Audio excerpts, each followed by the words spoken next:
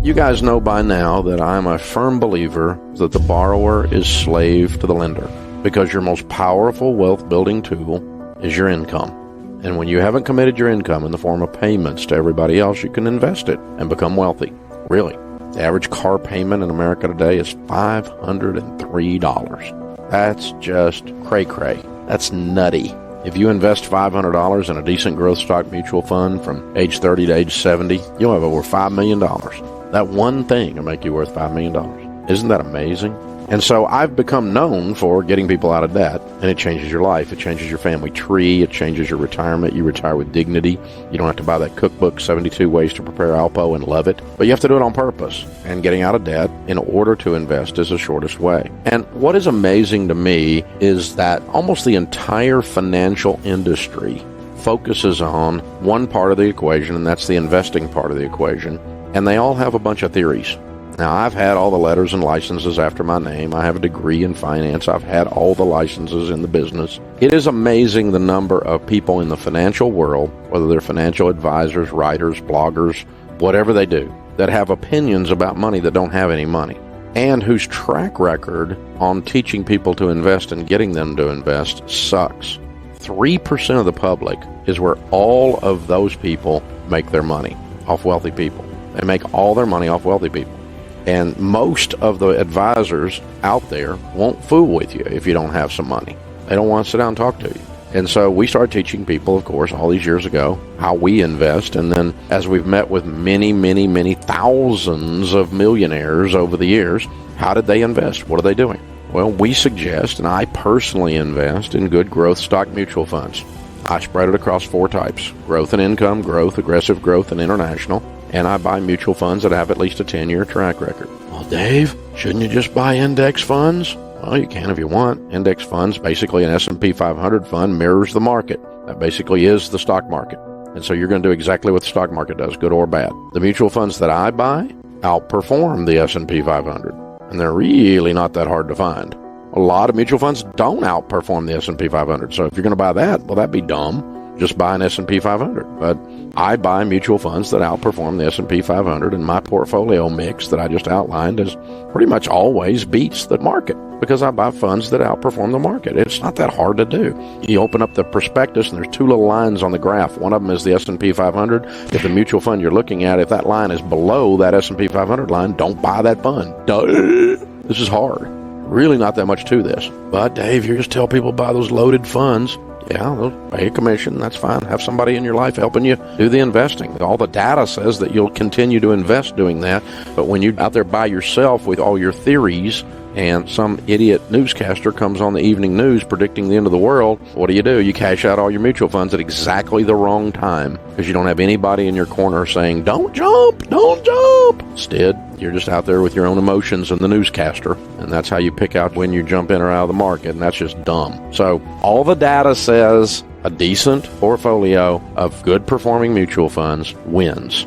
And the big thing is actually putting money into the mutual funds, actually investing. One piece of research shows that 74% of the reason of retirement success is doing it. It's called savings rate. The number of you that put money in versus talk about it and continually put money in. Year after year, year after year, year after year, month after month, week after week, out of your check, into your 401k, over and over and over and over and over again. This is how you get wealthy. It's ludicrous. I know a lot about mutual funds. And let me tell you how I pick mutual funds. About 80% of the choice on my mutual fund, 85%, is based on its rate of return, its track record. If the track record's tied, and I'm trying to look, I look for the longest track record. Who's been doing it a long time?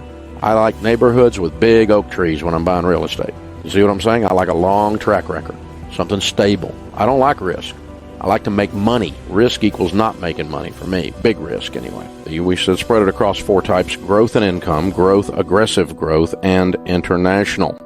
Let's talk about those for a second, because there's all kinds of names for mutual funds, and the name of the mutual fund tells you what is in the fund.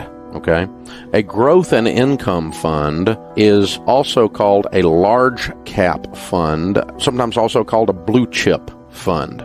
Now, the blue chip is the most expensive chip on the poker table, so that means these are big companies in this. Large cap is short for large capitalization, Large capitalization means these are large companies. And so your growth and income funds are large companies. Boring. Of the 4 types of mutual funds that I put money into and I recommend, this is the calmest. If you were to chart this volatility on this fund versus the stock market, you would see it's a lot calmer than the market. And so it's your friend when things are going down, in other words. It's your stable. It's the big old dinosaur companies. They're boring. When things are going up, by the way, it's also boring. It's not exciting when things are going up. It's a downer. You look at that thing going, why is it not doing well when the rest of the market's going up? Because it goes slower than the market up and slower than the market down, because this is stable land.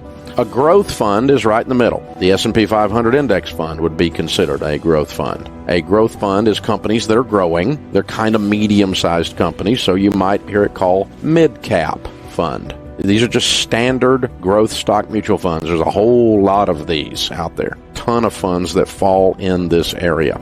The idea is pretty simple. The growth fund, that's kind of right there in the middle. You want something in the middle. It's pretty much going to do about what the market does in terms of volatility, but you can get mutual funds that are growth stock mutual funds that outperform the S&P 500. You can even get growth and income funds, even though they're not as volatile, that outperform the S&P. Then there's the aggressive growth fund. This is the wild brother, okay? It's the crazy one. And so you might guess it's going to be also called a small cap funds. These are the small companies, the startups. A lot of tech companies would fall into there. Very crazy. All the fun, weird stuff is in there. And that means some of it fails and goes to zero. And so it's a crazier mix. It's going to be much more volatile than the stock market is. So it's going to go up faster than the market goes up, but it's going to go down faster than the market goes down. Small cap, aggressive growth stock mutual funds, also known in there as emerging market. You would call it that too as well. International funds means that the stocks in it are overseas companies. They're not American companies. It has a kissing cousin called a global fund. If you think of a globe, what is it? It's everything. So that would have international and U.S. companies in a global fund, and it would be a cousin to an international. By the way, American companies generally outperform other international companies by and large as a group, and so your international fund will be your worst performing of the 4 over the last several decades. And a global fund will outperform an international fund because you put some spice in there, you put some American companies in there usually, and so they're a little bit better. But at least you got some stuff overseas. You're not 100% betting on the American economy. Not that I'm anti-American. I am not. This is not a patriotic thing. This is a diversification thing. And so, you want to have some BMW and some Mercedes in there. You want to have some LG and some other stuff. Even though some of those things are made stateside, those are foreign companies. And so you look for companies that are overseas based, could be a French company, could be whatever, that are in an international fund. And then you spread your investing across those 4 types. Very simple here. The thing is, do it. That's the thing. Everybody talks and talks and talks and talks and talks about investing. The problem is nobody does it. People we talk to on the Millionaire Theme Hour that are millionaires, you know how they got to be millionaires? They did it. And they never, when I ask them how they became millionaires, they never say, oh man, I hit the home run. They never say that because it never happens. Oh, Dave, I hit the home run. I got this mutual fund that went straight up and I made all my money in one good buy. My golfing buddy gave me a stock tip. I don't meet millionaires that did that. I hear stories about it, but a golfing buddy with a stock tip is like a golfing buddy with a fishing story, the one that got away. I mean, it's just everybody's got an opinion, and it's all a bunch of crap.